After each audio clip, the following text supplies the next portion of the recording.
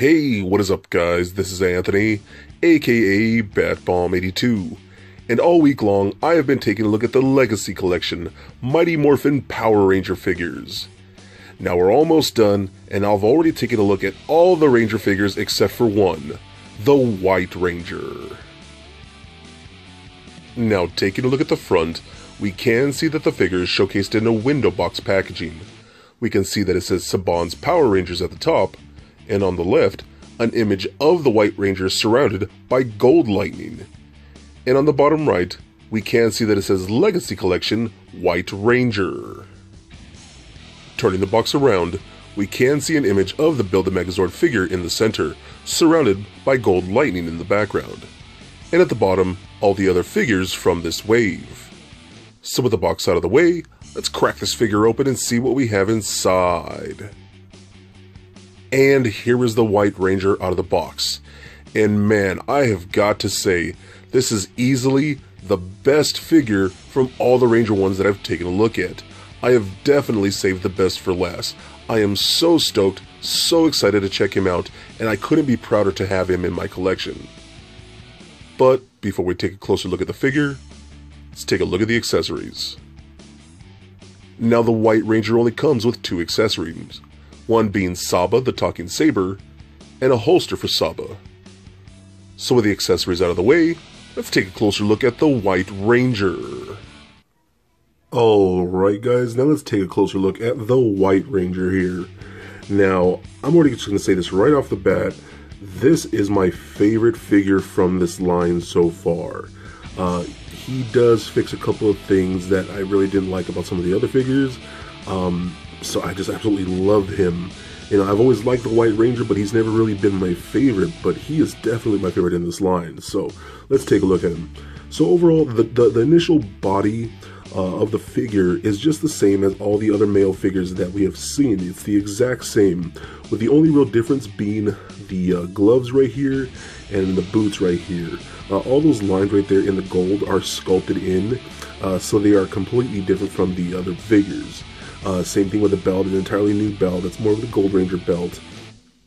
Just looks really, really good. You got the thin gold armbands for him. All the paint looks really, really good.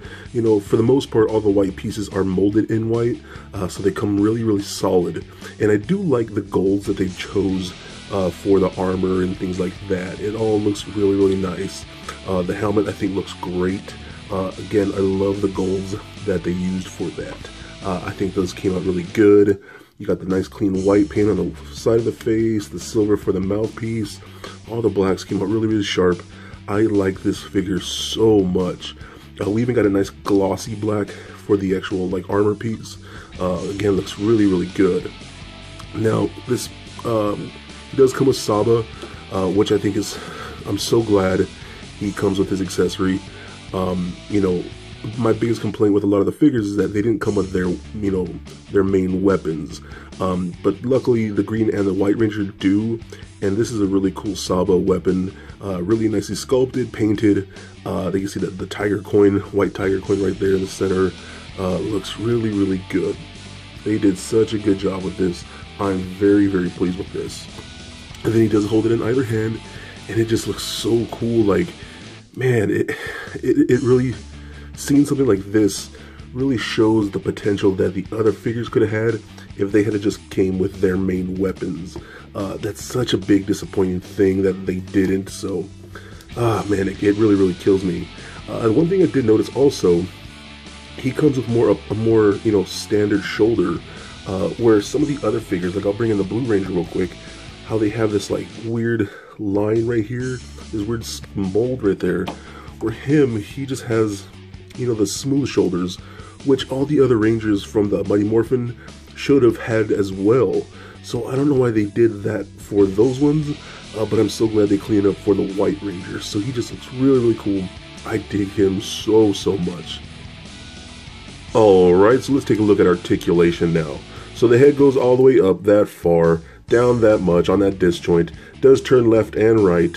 The arms can go up about that much. It is hindered a little bit with the armor, so they kind of go out a little awkwardly like that. This is a softer material, and you can see how it kind of splits like that. The armor is non-removable though. So it goes all the way down and out pretty good. I think it goes out a little bit better than the other figures. We do get a bicep swivel, double jointed elbows. We do get a glove cut right in there. We get a hinge at the wrist, as well as rotate just like that. We do get an ab crunch, that is a crunch back and forth just like that, as well as a waist swivel. We get that hip joint, allows us to kick forward that much, back about that much. Can do the splits very nice. We do get a thigh cut, rotates left and right. Double jointed knees, that works very nice.